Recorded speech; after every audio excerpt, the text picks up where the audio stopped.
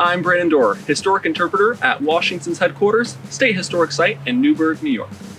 Did you know that George Washington had over 100 headquarters throughout the American Revolution? If you did, perhaps you knew that one of them was right here at this Hasbrook house.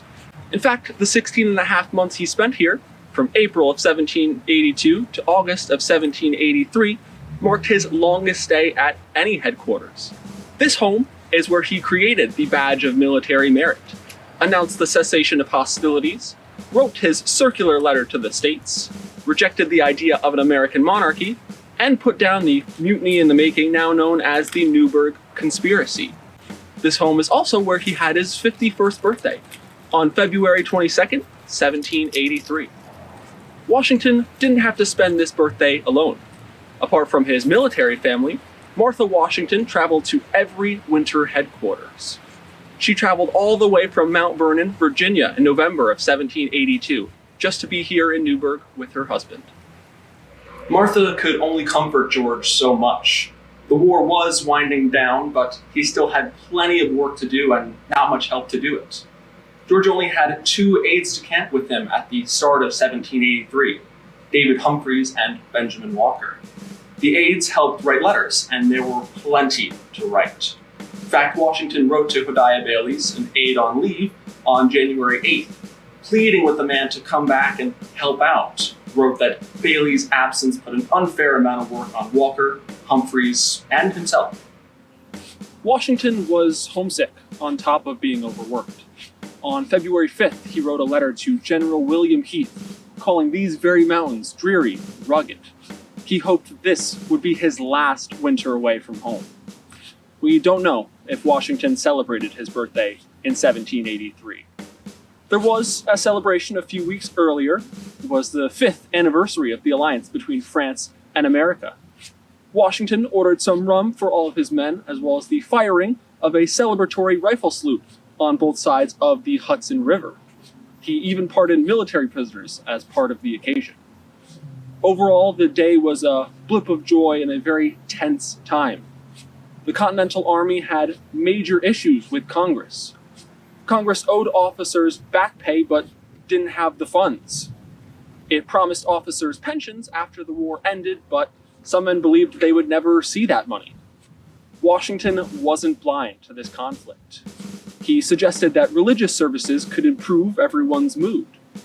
The very first religious service at the New Windsor Cantonment, the Continental Army's final camp, took place on February 15th.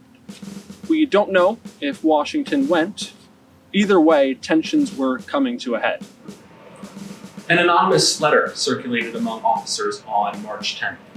It expressed concerns that Congress would have even less reason to pay them once the war was over. It called for a meeting and proposed threatening Congress with 2 options. The first was to disband before the war ends, move out to the wilderness, and leave America undefended. The second option was to stick together after the war ends and violently move on Congress. Washington caught word of this letter and knew he had to act. He rescheduled the meeting to take place 4 days later. He showed up and gave a speech denouncing the plans and their author, but saw that his words had no effect on the men in attendance. He pulled out a letter from his congressman, Joseph Jones, that confirmed Congress would pay the men what it owed them. But Washington couldn't read Jones's small handwriting. Remember, he had turned 51 just less than a month ago. Aging took its toll on his eyesight.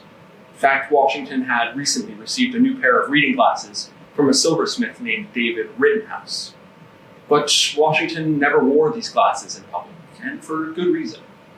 He stumbled through the first paragraph of Jones's letter before deciding he needed to put his glasses on. When he did, he said something to the effect of, "Gentlemen, you must forgive me. Not only has my hair grown gray in service to my country, but now I find my eyes growing blind as well." Eyewitnesses claim that several men started crying not long after Washington said this.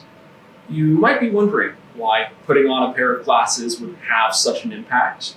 Well, to wear glasses in the 18th century was a sign that you were growing old and decrepit. Washington was showing his men that he'd also suffered from this war. The men held a vote at the end of the meeting, and almost unanimously decided to peacefully wait for their pay. This mutiny in the making is now known as the Newburgh Conspiracy. Washington fully fell into his role as an administrator here in Newburgh. He showed a strategic, pragmatic mind that calmed his men and kept the Continental Army together. Washington had a stressful 51st birthday here in Newburgh, but he also had great success.